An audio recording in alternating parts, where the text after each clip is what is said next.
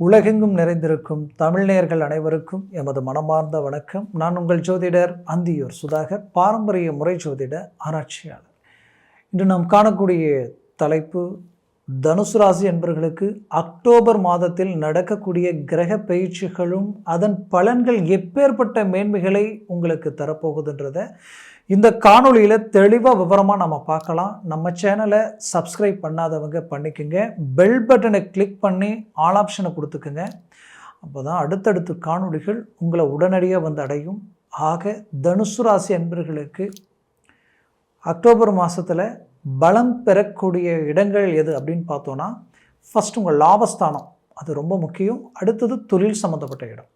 இது ரெண்டு தாங்க உங்களுக்கு ரொம்ப ஸ்ட்ராங்காக பலம் பெறுது. 10ஆம் இடத்துல புதன் உச்சம் ப்ளஸ் ஆட்சி அடைகிறார். சூரிய பகவானுடன் இணைந்து பாக்யாதிபதி தர்ம கர்மாதிபதி யோகத்தை பெறுகிறார். அப்போது தொழில் சார்ந்தும் வேலைகள் சார்ந்த ரீதியில் இருக்கக்கூடிய தனுசு ராசி அன்பர்கள் புதுசாக தொடங்கணும்னு நினைக்கிறவங்களுக்கும் சரி, இருக்கிற தொழிலை இன்னும் அடுத்த கட்டத்துக்கு கொண்டு போகணும்னு நினைக்கிறவங்களுக்கும் சரி, பெரிய லெவலில் சக்ஸஸ்ஃபுல்லான ஒரு காலமாக இது அமையும்.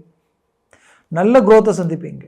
கடந்த காலகட்டங்களில் நிறைய இந்த தொழில் சார்ந்தும் வேலைகளில் சில சிக்கல்களை சந்தித்தவங்க அந்த சிக்கலில் இருந்து மீண்டு வெளியில் வரதுக்கு உண்டான ஒரு நேரமாக இது அமைய போகுது. ஏன்னா இந்த 10ஆம் இடம் கரெக்டாக பார்த்தீங்கன்னா, அந்த இடத்துல சூரியன் புதன் இணைஞ்சு டைரெக்டாக பார்க்குற இடம் உங்கள் 4ஆம் இடம் தான். 4ன்றது சுகஸ்தானம், உங்களுடைய நிம்மதி சந்தோஷத்தை சார்ந்த இடம். அப்போ அந்த இடம் பலம் பெறும்.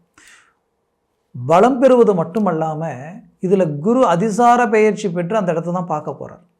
அப்போது அந்த இடத்துல நிம்மதி சந்தோஷம் கிடைக்கிறதையும் தாண்டி ஆரோக்கிய ரீதியில் ரொம்ப நாள் இருந்த பிரச்சனைகள் தீரப்போகுது.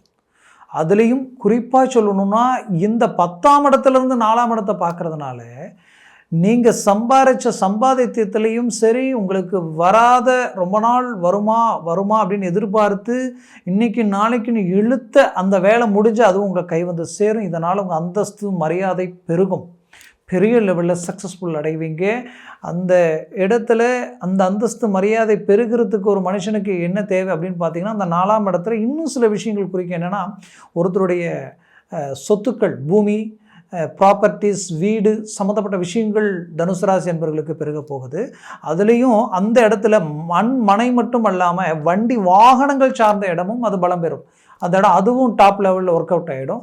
இதில் 10ஆம் இடத்துல இருந்து பார்க்கக்கூடிய கிரகம் எது அப்படின்றது தான் கேள்வி. அப்போது 9ஆம் இடத்திற்கு அதிபதி தான் 10ல் நின்று பார்க்குறார். 10ஆம் இடத்திற்கு அதிபதியும் 7ஆம் இடத்திற்கு அதிபதியும் அங்கே பார்க்குறாங்க. அப்போது 9ஆம் இடத்திற்கு அதிபதின்றது யார்? உங்களுடைய அப்பா, தந்தை சார்ந்த சொத்துக்கள், தந்தை சார்ந்த உறவு முறைகளில் இத்தனை நாட்களாக உங்களுக்கு வரவேண்டிய சொத்துக்கள் தடப்பட்டு நின்றவங்களுக்கு இப்போ அது வந்து அடையும்.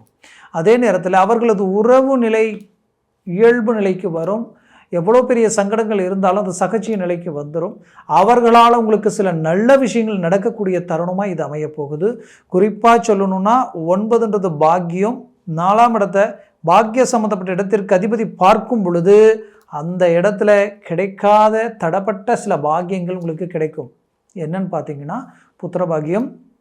ரொம்ப நாளாக எனக்கு கிடைக்கல, தடையாயிட்டே இருக்குது, போகாத கோயில் இல்லை, கும்பிடாத தெய்வம் இல்லை நினைக்கிறவங்களுக்கு இப்போது அந்த புத்திர பாக்கியம் கிடைக்கிறதுக்கு உண்டான பிரகாசம், அந்த குரு பார்வை கோடி நன்மைகள் அளிக்கும்னு சொல்லுவாங்க. ஒரு பக்கம் குரு பார்வையும் அந்த இடத்துல விழுற நேரமாக இது அமைய போகுது. சூரிய பார்வையும் அந்த இடத்துல விழுது. 7ஆம் இடத்திற்கு அதிபதி மனைவி சம்மந்தப்பட்ட இடம், மனைவிக்கு கணவன் சார்ந்த இடம், அந்த இடத்திற்கு அதிபதியும் அந்த இடத்துல விழுது. எவ்வளோ பெரிய எல்லா சுழற்சிகளும் ஒன்றா அந்த இடத்துல விழும் பொழுது அந்த புத்திர பாக்கியம் கிடைச்சிடும். குறிப்பாக சொல்லணும்னா, இத்தனை நாளாக பெற்ற பிள்ளைகளுக்கு ஆரோக்கிய பிரச்சனைகளோ, கல்வி ரீதியில் நல்ல ஒரு இம்ப்ரூவ்மெண்ட் இல்லைன்ற குழப்பமோ இல்லை, நல்லா படிக்கிறாங்க ஆனால் அவங்களுக்கு கரெக்டான நேரத்தில் உடல் ஆரோக்கியம் கெட்டு போயிடுது. மனசில் ஏதோ பயம், ஒரு பதட்டம், ஏதோ ஒன்று அவங்கள லாக் பண்ணுது. இதனால் அவங்க மனசுடைஞ்சு போயிடுறாங்க. அவங்களால எந்தவித படித்த அந்த ரிசல்ட்டுக்குரிய படித்த படிப்புக்கு உண்டான அந்த டேலண்டடை எக்ஸிக்யூட் பண்ண முடியல அவங்களால அப்படின்ற அளவுக்கு இருந்திருக்கும். அப்பேற்பட்ட திறமை மிக்க அந்த பிள்ளைகளினுடைய ஒரு நல்ல வளர்ச்சி பாதைக்கு உண்டான ஒரு அருமையான காலமாக இது அமையும். இந்த அக்டோபரில் அவங்கக்கிட்ட சில மாற்றங்களை நீங்கள் சந்திப்பீங்க, மாறுதல்களை நீங்கள் பார்ப்பீங்க. இதில் தனுசு ராசி அன்பர்கள் பிள்ளைகளுக்கு ஒன்றுன்னா பார்த்து பல விஷயங்கள் செய்வீங்க.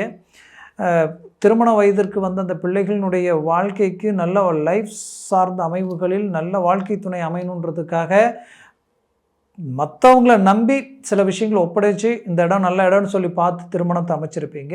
கடைசியில் எந்த அளவுக்கு நம்பி அதில் இறங்குனீங்களோ அந்த அளவுக்கு ஆப்போசிட்டான சில பிரச்சனைகளை சந்திக்கிற நிலைமை உருவாகிருக்கு. இதனால் பிள்ளைகளுடைய எதிர்காலமே பாதிக்கப்படுறது மட்டும் இல்லாமல் இத்தனை நாட்களாக உங்களுடைய பேர் புகழ் நம்பிக்கை நாணயம் உங்கள் மேலே இருந்த மரியாதை கிடைக்கக்கூடிய அளவுக்கு உங்கள் மேலேயே அபாண்டமான பழிகளை சுமத்தி உங்களை பாதிக்கப்பட வைக்கக்கூடிய அளவுக்கு சூழ்ச்சிகள் இது எல்லாத்தையும் கடந்து வரக்கூடிய சூழல். பட் இதுக்கும் பதிலடி கொடுப்பீங்க, ரீஎன்ட்ரி கொடுத்து அந்த இடத்துல அவங்களுக்கு சக்ஸஸ்ஃபுல்லாக உண்டாக்கிடுவீங்க. அதில் எந்த மாற்றமும் இல்லை.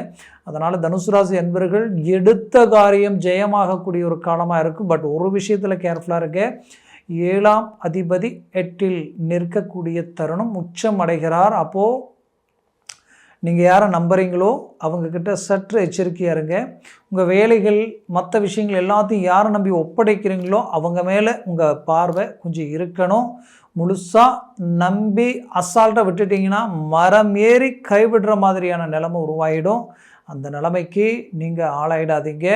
அதனால் எதுலேயுமே உங்களுடைய பார்வை உங்களுடைய ஃபோக்கஸ் இருக்கணும்.